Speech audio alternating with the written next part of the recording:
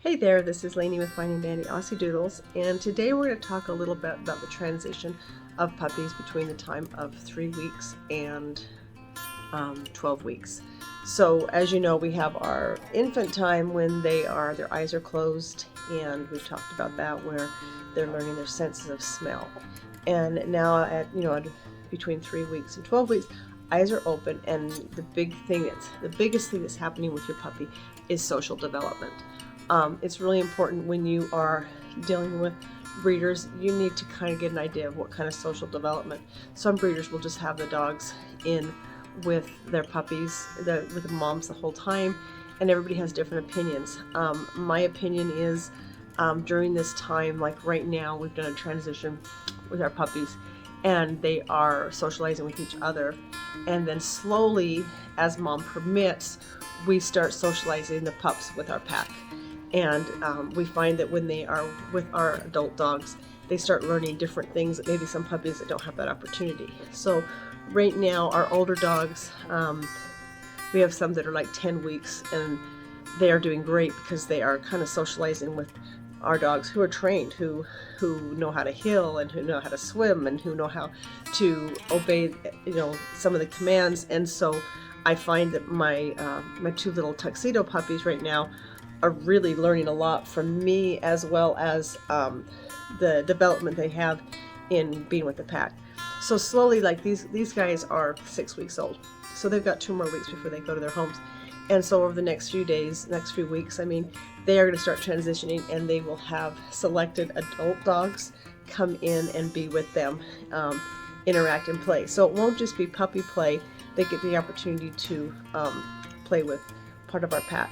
And we find that this development is really, really healthy for our dogs. So that's one of the things that I wanted to talk about is a lot of your dogs are going to be coming into homes where maybe you haven't had a new puppy in 13 years, or maybe your dog has passed and you don't remember what the puppy stage is like, or maybe when you got your dog, you had rescued your dog, or you got your dog at 4 months old. So what's really important is, just like kids, these puppies go through little rascally stages. So we all have expectations that we want this perfectly trained dog, and understand how you invest in that. So a couple of things that I want to advise on is, one, if you're going to have a trainer come in, you need to train yourself too. You need to find out how you're going to invest, because you may spend thousands and thousands of dollars and have this trainer come in and then leave you with all of these things, but if you don't implement them, then your money has just gone out the window. The other thing is there are training places where you have your dog leave your home and they go and they stay primarily with this trainer.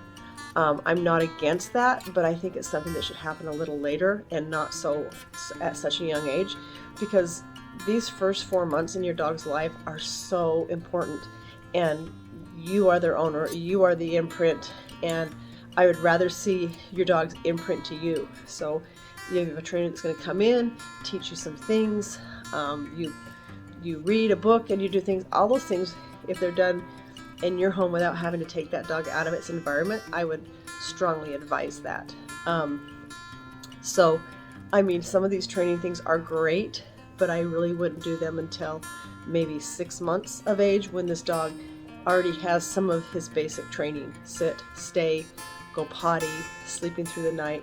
But I feel pulling out a dog at such a young age may not be the best for its socialization. And so and there are trainers that do a fantastic job, but my concern is the socialization and relationship that you have with your puppy. So those are some things to kind of think about. Just like anything else, the puppy's behavior. Right now, we're seeing, some of the things that we see that are happening with our puppies and our dogs, and their behavior is just even Brad and I, when we go in and we work with our dogs, or we go through our morning routine, they will react differently to me than they will Brad. When Brad goes in the morning, he goes in, he starts cleaning the kennels, he gets their food ready, says good morning, and it's a really kind of quiet, peaceful environment. And when I come in, things get a little crazy.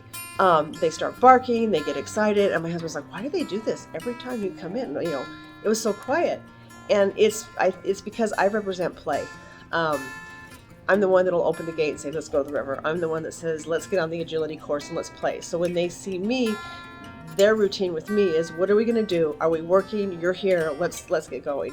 When Brad comes in, it's like, you know, hey, we're going to bed, or we're taking a nap, or we're cleaning, or we're, you know, it's just a different thing. When I had 5 kids, and I got to stay home with my kids at a young age, and Brad would work, and so I had everything organized, and you know, we had nap times, and we had homework time, and we had all these different times. And when Brad would come home, my kids would zoomies out the door, and I'm like, oh, why do they do this? And it's because Brad represented play. He'd pick them up, they'd be swinging upside down, they'd be hanging on his arm like monkeys. They would just, you know, it was just like a little jungle time when my kids would come. It was like he was the jungle gym. They would climb on him, he'd give them piggyback rides, and the mood changed. And just like children, our dogs also react to our different environments and what we do and what our jobs are. So kind of remember that when you're going to bring your puppy in. So those are some of the things that we're working on right now. And these dogs, their intelligence is amazing, and their environment and how they react to things are very, very important. Like I said, these guys they've been introduced to a few of our dogs, and we have some dogs that really are just good little nannies, and we know which ones we can bring in, and it's safe, and they really like being around them. So we're going to talk a few things about that later in some other videos. A couple of ideas that I have is I am going to keep one of my puppies. I'm going to get her spayed, and I'm going to have her be my pet. And I thought that I would work with her, and hopefully if all goes well, I'd like to do some videos on things that I'm implementing so that we can go through our puppy journey together and do some of these things. So I thought that would be kind of really fun. You have to excuse me, I have a cold, so I'm kind of dying for air here. But I think it's really important that when you are bringing this puppy home, if you haven't ever had a puppy, please understand that, you know, they are rascals. All puppies go through little stages of having the zoomies. I'm going to suggest some books that we should, you know, that you might want to get. Little behaviors, little hints, how to handle teething, how to handle chewing, how to handle different things. But I just wanted you to know what to expect. We all have great expectations, but what we invest and how we invest in our puppy and the time that we personally invest in our dog is going to end in a great result of having an amazing dog that people want to be around. You always want to say, you know, like when I was raising my kids, it was like, it was important that my people would say, wow, your children are respectful, or your children are very nice, they make eye contact, and they have well manners. And that's every parent's dream. Well, it's the same thing. When I'm taking my dogs out in public, I don't want them to be a nuisance. I want them to say, wow, that dog, you know, will sit, and that dog's very well behaved. And that doesn't come naturally. It takes a lot of time, a lot of investment. One time, you know, I thought I had it down. I thought, I've got this down. This particular dog is so obedient, and she's so good. I can take her on any trail, any hiking, anything. And every environment is different. And so we were down in one of the national parks, and we were hiking, and my dogs were doing very well. And I'd tell them off trail, and they would go off trail, and and they'd sit, and they would stay until the other hikers would pass. And that's something that I would teach them. And so there was a tourist bus that had just gotten off a bus, and we were coming up the trail, and we were almost done with our hike. And it was a bunch of women, and they saw my dogs coming, and they all crouched down, and they went in this high-pitched voice, and they were like, ah! And it didn't matter what I taught my dogs. It didn't matter. It was like candy to these dogs.